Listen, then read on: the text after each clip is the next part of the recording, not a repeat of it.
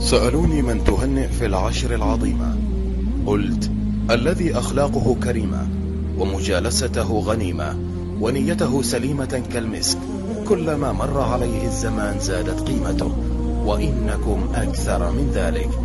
إن سبقتموني بالتهنئة فهذا من كرمكم، وإن سبقتكم فهذا من غلاوة قدركم. كل عام وأنتم إلى الله أقرب، وإلى قلوبنا أعز وأطيب.